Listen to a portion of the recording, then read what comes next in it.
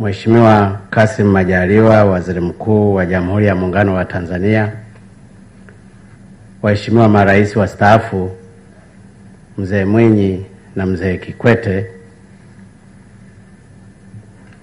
Waheshimiwa Makamu wa Rais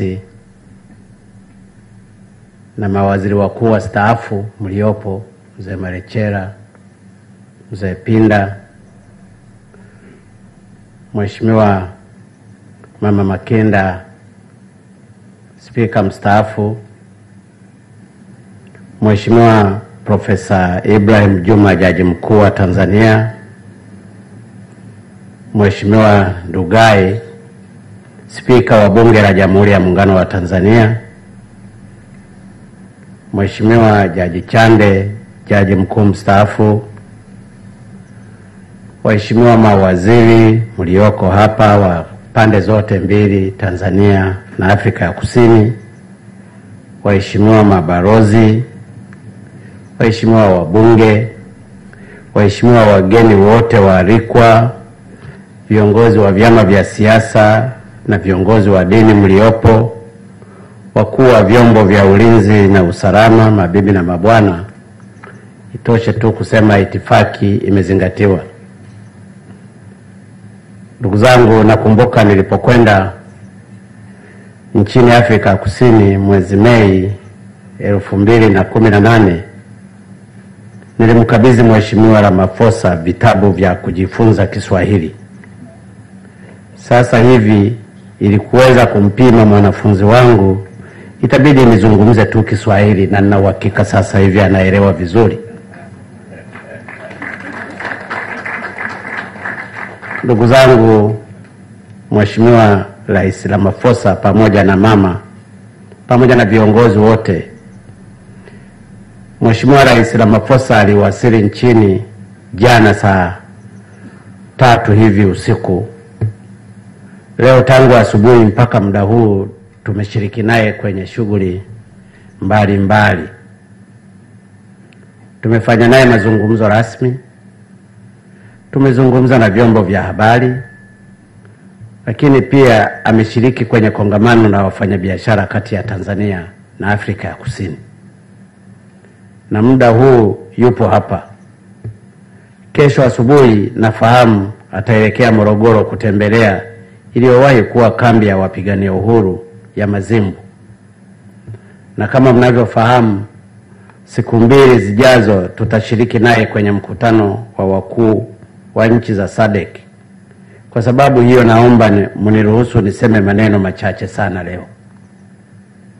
Kwanza kabisa namshukuru Mheshimiwa Rais Ramaphosa kwa kuja kututembelea.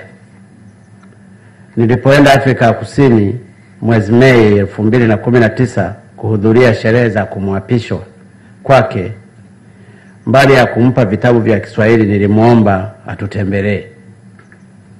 Aliahidi kuwa angefanya hivyo kabla ya mkutano wa SADC. Waswahili tuna usemi, ahadi ni deni. Hivyo basi namshukuru sana kwa kuweza kutimiza ahadi yake. Asante sana Mheshimiwa Rais. Na hii inaonyesha kuwa Mheshimiwa Rais Ramaphosa ni mwaminifu. Na ndiyo sababu wananchi wa Afrika Kusini walimwamini na kumkabidhi jukumu la kuwaongoza. Na napenda nitumie fursa hii kumpongeza sana Mheshimiwa Rais Ramaphosa kwa jitihada anazozifanya za kuhakikisha uchumi wa Afrika Kusini unazidi kuwa imara zaidi. Lakini binafsi nampongeza kwa programu yake ya kukabiliana na tatizo la ajira maarufu kwa jina la YES, yani Youth Employment Services. Programu hii inafanyika kwa ushirikiano na sekta binafsi, ambapo vijana waliohitimu masomo mbalimbali wanapewa fursa ya kufanya kazi kwa kujitolea kwenye kampuni na mashirika ili kupata ujuzi. Serikali inachofanya ni kutoa vivutio kwa kampuni zilizokubali kuwapokea vijana hao. Nikiri binafsi nimevutiwa sana na programu hii, na nitaangalia uwezekano wa kuanzisha programu kama hiyo hapa nchini Hongera sana Mheshimiwa Rais kwa kubuni programu hiyo ya Yes. Na neno ya Mheshimiwa Rais Ramaphosa hapa nchini inatoa fursa ya kukuza na kuimarisha zaidi uhusiano wa kindugu na kihistoria kati ya mataifa yetu mawili. Kama wote mjuavyo, Tanzania na Afrika Kusini ni nchi marafiki. Sisi ni ndugu. Tumekuwa tukishirikiana tangu enzi za harakati za ukombozi. Uhusiano wetu ulichagizwa zaidi na urafiki mkubwa uliokuwepo kati ya baba wa taifa letu wawili, yani hayati Mwalimu Julius Kambarage Nyerere na hayati Mzee Nelson Mandela. Kutokana na uhusiano mzuri uliokuwepo ambao umeimarika zaidi baada ya kukomeshwa kwa ubaguzi wa rangi nchini Afrika Kusini mwaka 1994, mataifa yote mawili yamekuwa yakinufaika sana kiuchumi, hususan kwenye nyanja za biashara na uwekezaji. Mathalani mwaka jana 2018, thamani ya biashara kati ya mataifa yetu ilikuwa dola za Marekani milioni 1180.2, ambapo ilikuwa ni sawa na ongezeko la 5.3 ukilinganisha na dola za Marekani milioni 1114 mwaka 2017. Hii ilifanya nchi zetu mbili kuongoza katika kufanya biashara kwenye jumuiya yetu ya SADC.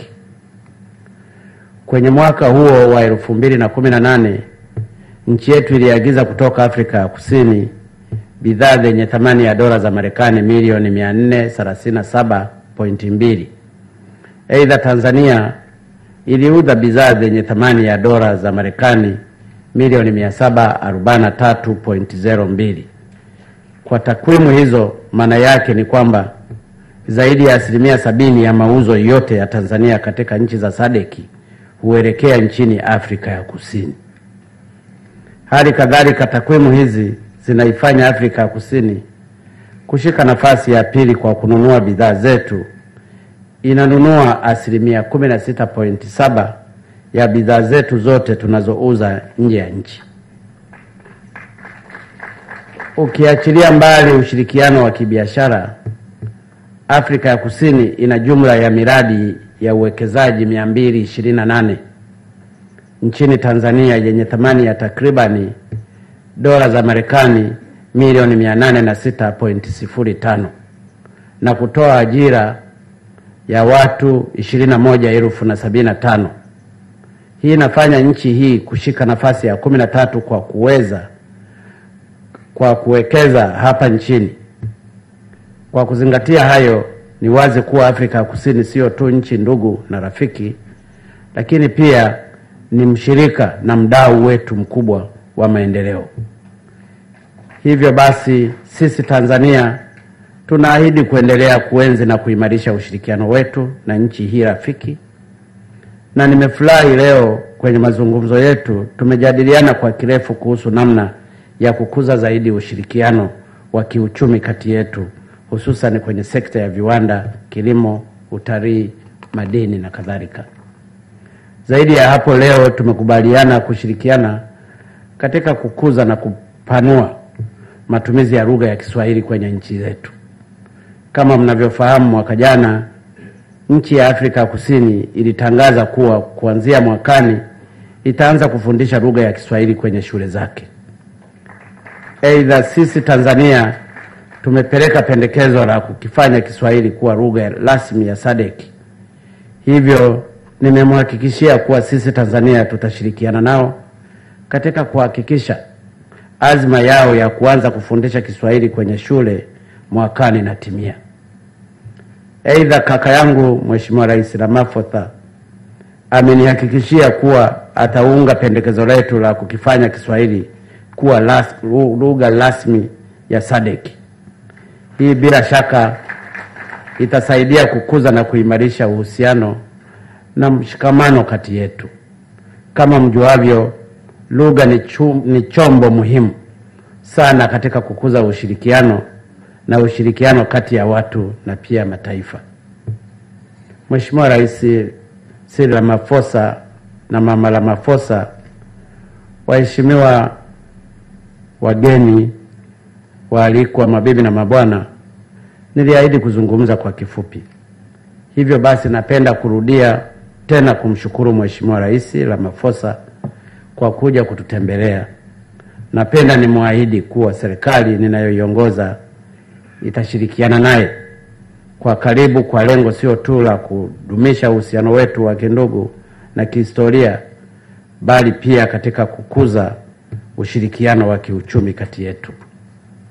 Baada ya kusema hayo, sasa naomba sote tusimame na kuinua glasi zetu kwa ajili ya kumtakia afya njema Mheshimiwa Rais Ramaphosa pamoja na familia yake. Pili, kwa ajili ya kudumisha na kuimarisha uhusiano kati ya Tanzania na Afrika Kusini. Asanteni sana kwa kunisikiliza. Cheers.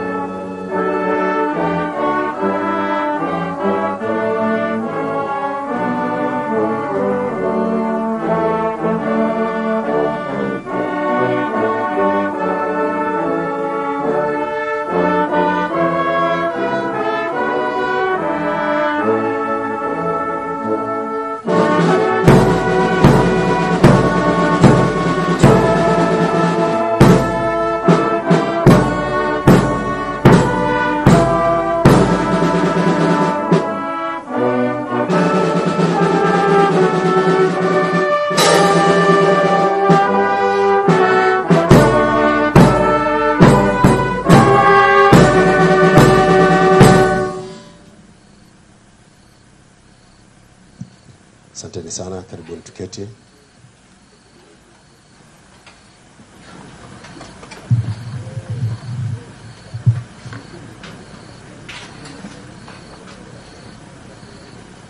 Asante sana Mheshimiwa Matamela Cyril Ramaphosa, Rais wa Jamhuri ya Afrika ya Kusini,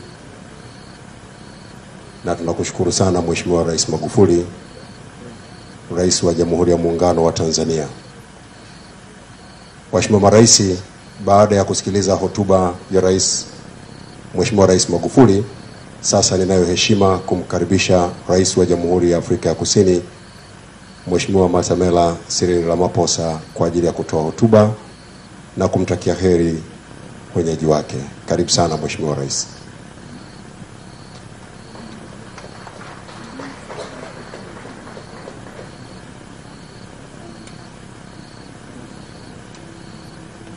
Program Director, Your Excellency President John Pombe Magufuli, Madam Janet Magufuli, Vice President of the United Republic of Tanzania, Honorable Hassan, the Prime Minister, former President President Mwinyi, former President Kikwete, former Speaker, current Speaker, and members of Parliament, ministers and deputy ministers, key officials in both governments, Your Excellencies, ambassadors, and high commissioners and distinguished guests. Let me take this opportunity, Your Excellency President Magufuli, for your warm brotherly words of welcome to us South Africans to your most beautiful country. It is always an honor to visit Tanzania because Tanzania occupies a very special place in our hearts as South Africans. Tanzania was at the forefront in supporting our national liberation movement in the fight against racial oppression. As we celebrate 25 years of democracy this year, we do so conscious of the fact that it would not have been possible without the solidarity and assistance from countries and people such as the people of Tanzania. As much as we owe it to Mwalimu Julius Nyerere, the father of your nation, whose timeless teachings continue to guide us as we strive for a better Africa and a more humane world. We enjoy fraternal bilateral relations anchored not only on our shared history of struggle, but also on our common vision for the future to build thriving developmental states in a stable and prosperous continent. We recall the words of our late President Nelson Mandela when he visited Tanzania in 1995, when he said, open quotes, "Our visit to Tanzania, Mr. President," referring to then President Nyerere, "is a reunion of comrades in struggle, a trailblazer between two like-minded governments to deepen political and economic relations for the benefit of both our nations," close quotes. I would like to reaffirm President Mandela's statement that we must continue working together to enhance and strengthen our already excellent bilateral relations. We should do so by expanding trade and investment with the goal of achieving decent livelihoods for our people. Through our Binational Commission of Cooperation since 2017, we have elevated our engagements to presidential level, thus displaying and will be utilized as a tool to continue expanding the scope of cooperation. We currently enjoy multifaceted cooperation in many fields, and there is rapid growth in people-to-people relations as well, as a number of tourists, both South African and others, travel from South Africa, from Cape Town, on a train all the way through to Tanzania, in their thousands. Our economic cooperation continues to be strong, considering the number of agreements and memoranda of understanding that have been signed and those that are yet to be signed. It is clear that our economic cooperation is set for further growth. Tanzania is among the top trading partners of South Africa in the region and significantly one of the fastest growing economies on the African continent.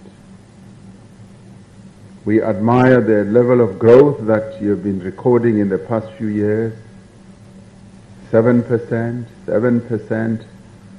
And I said to President Magufuli this morning that, oh, how we wish that you could just shave off just 3% and transfer it to South Africa so that we can be like you. Our countries share strong bonds of cultural identity and heritage. It is fitting, therefore, that Tanzania was selected as the center for the African Liberation Route, which seeks to acknowledge the great struggles of our peoples for self-determination, democracy, and freedom. We're encouraged by the people-to-people relations between South Africans and Tanzanians, and in particular, the educational tours to Morogoro by South African young people under the auspices of the Somafco Trust. This afternoon at the Business Forum, we were regaled and mostly moved by a young man who grew up here in Tanzania at Morogoro for 3 years, when he related the experiences that he had as a young man growing up here, and how a number of them have sought to plow back and to help with various initiatives of a developmental nature in that Morogoro area. We applaud these young people because they are really showing the way to the future. These tours provide our youth with an opportunity to experience our liberation heritage with visits to the camps that were occupied by South Africans in exile. I will myself, together with my wife and my delegation, be visiting Morogoro tomorrow to go and draw inspiration from those who led our movement many years ago and were able to really benefit from the kindness and the generosity of Tanzanians who gave us land, who allowed us to live in this country, this beautiful country, who trained us, who enabled us to continue with the struggle against apartheid. Tanzanians who sacrificed a great deal so that we could be free. And we cannot ever thank you enough. And we will continue saying thank you, thank you, thank you. Now these tours by our young people provide them with an opportunity to learn about the culture of the Tanzanian people, their heritage and traditions, with the hope of fostering a better understanding and appreciation of expatriates in South Africa. Our countries are blessed with the natural resources and human capital that has been bestowed on us. We therefore have a responsibility to take full advantage of these for the benefit of our people, especially women and youth. Let us create conditions for our private sector to explore new business opportunities, but also to take up responsibilities such as the one that President Magufuli spoke about, where we get the private sector and government and labor to work together to create job opportunities for young people. We started this project in South Africa, the YES project he spoke about, just a year ago, and already it has brought a number of young people up to 20,000, leading up to 100,000 in a few months into job opportunities. It is a powerful tool to bring young people into the world of work and to give them the wherewithal to navigate their way through life. This afternoon we officiated at a business forum that is aimed at forging collaboration to ensure market access into our respective economies. Our support for the private sector at this level is necessary to ensure the protection of investment and ease of doing business in our respective countries. We spoke about creating conducive environments for business to operate. We spoke about how we can collaborate closely with business to achieve our national goals. Closely linked to the promotion of investment is the achievement of political stability in our region. We are pleased to note that the year 2019 has been characterized by strong signs of democratic consolidation in our SADC region, especially through the recent elections in the DRC, Madagascar, South Africa, and Malawi. These elections are a testament to our collective support for the democratic norms and practices in accordance with the SADC principles and guidelines governing democratic elections. Later this year, we will have elections in Botswana. We will also have elections in Mozambique, which we know and trust will go extremely well. As we will be commencing with our deliberations at the SADC Summit this weekend, we'd like to congratulate you, Your Excellency President Magufuli, as you assume the leadership and the chairship of SADC, our region. We congratulate you, and we know that SADC will indeed be in good hands under your leadership.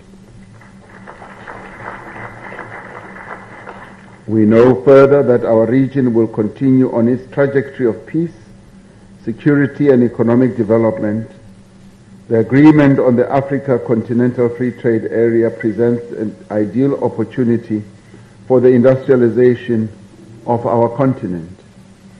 The agreement will make trade between our countries much easier and allow free and easy movement of our people. South Africa will be taking over as chair of the African Union next year. We aim to continue with AU programs, particularly the acceleration and implementation of past and existing continental initiatives for growth and sustainable development. As we also take over as chair of the United Nations Security Council in October this year, we will continue to foster cooperation and collaboration between the Security Council and the AU Peace and Security Council.